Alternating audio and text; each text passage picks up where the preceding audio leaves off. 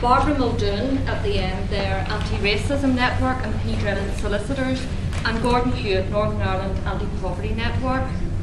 And each of these people will speak for around sort of 5 to 7 minutes, and then we'll take questions and comments from the floor. We'll then give the speakers another couple of minutes to sum up, and then Mark from People Before Profit is just going to take the chance to sort of look at how to take the campaign forward. Okay? So we're going to start with our first speaker, and that's Barbara Muldoon.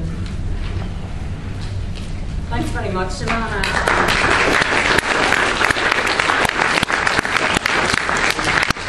And thanks very much to the People Before Profit Trade Union Group that organised this meeting here tonight. I think it's very plain from the people who are in attendance that this is an issue has obviously angered a great many people. Now, it's been suggested, and I think it's not a bad idea, that a lot of people might be here simply because they've heard some rumours about this, or because they've heard stuff and they're not quite clear on it. So what I have been asked to do is for a couple of minutes just set out what this actually means, what the public assemblies, parades and protests bill will mean to every single person in Northern Ireland. Now, the first thing that I want to say is I think it's very important, the very, very cynical way in the way this legislation has been put forward. On the 20th of April, there was a lot of furore and a lot of press attention about the fact that there was going to be legislation to deal with contentious parades. Now, a number of people in this room will know that on the day that there was all that media campaign and all that furore, if you actually went to the Assembly website and clicked on the link to this legislation, you wouldn't have been able to find it. The link was broken. It was a couple of days before that link actually worked. And by that stage, of course, people have pretty much forgot all about it, except those who are affected by contentious parades. And I think that's another cynical move. I think what the people who drafted this bill know is that unless you are involved in contentious parades, you are not going to wade through 67 pages of quite, sort of complex, quite confusing, sort of incredibly difficult, sort of to join all the dots in it. And I think they knew that if they simply said this is to do with parades, that 99% of the people in the north would look the other way and say, well, that doesn't affect me. That's for the people in the Gabaki Road, the people in the Ormore, the people in the Orange Order, or whatever, but that is not going to have any effect on me. And what I want to get across is that it very clearly will affect us. It will affect every single one of us. Because when you look at the legislation, it is very clear. It does mention parades and it does mention bands, but it does mention other groups. And the groups that are mentioned and specified in it are trade unionists and campaign groups. Now, this is not accidental. You couldn't accidentally deal with the issue of parades and put in those two groups. And it's also very useful. It gives examples of who, the type of thing that will be affected by it. And the legislation, or draft legislation, gives an example of people who want to protest against the closure of a local sports hall. And it says that will be a public meeting within the meaning of this legislation. So then when you look at what will a public meeting have to do before it is allowed to meet, it will have to give 37 days notice. 37 days notice, and if it doesn't give 37 days notice, it is unlawful. And what is the penalty?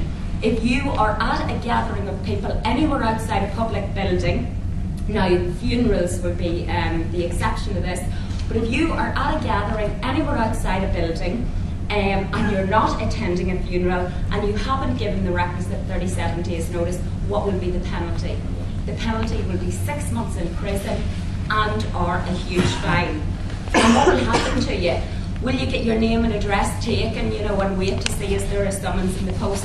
No, the legislation stipulates that you can be arrested by any police person who suspects you have committed an offence under this Act. It is the most draconian legislation possibly anywhere in Europe in relation to the right to assemble, and it is not accidental. It is absolutely not accidental. It is cynical and it is very, very deliberate.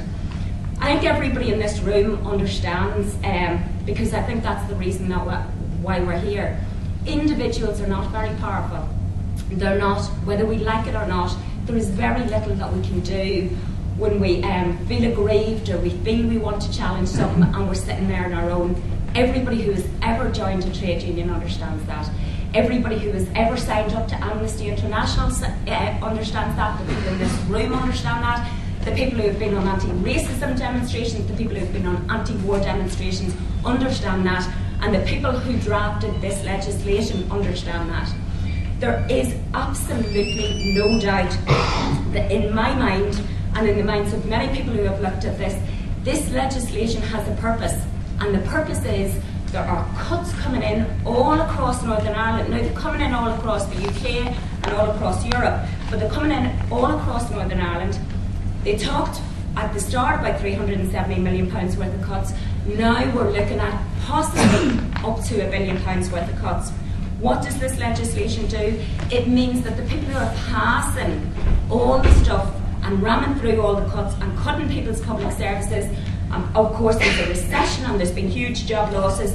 What it means is that it ties the hands of the ability of people to fight back against that. That is not accidental, that is the purpose of the legislation. I'm here tonight, I suppose, with two hats on me. First of all, I work for P. Drynan Solicitors. A lot of people would know Podgageen Drynan. It's a law firm with a great record in standing up for people's rights and campaigning for the underdog. What our clients tend to be is immigrants, they tend to be the sacked, they tend to be the poor, they tend to be the most dispossessed. The only weapon that we have in our office is the law, is trawling through it to see can it assist people in any way to get their job back, to protect their rights, to end discrimination, a whole series of things. This legislation will make our job more difficult.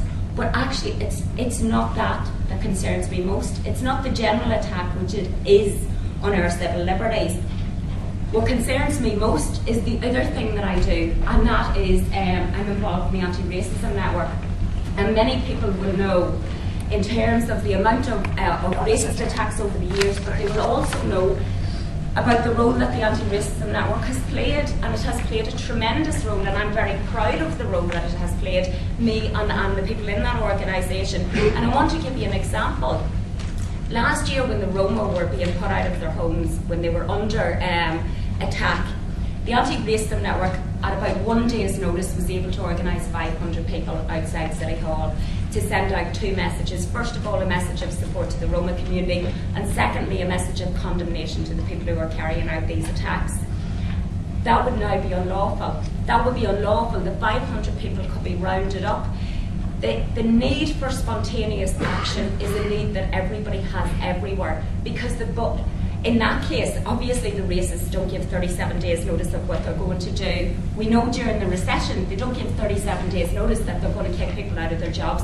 Would I have pensions? Would I have proper redundancy pay? I was very proud to go up, on many occasions and visit the people in Vistien.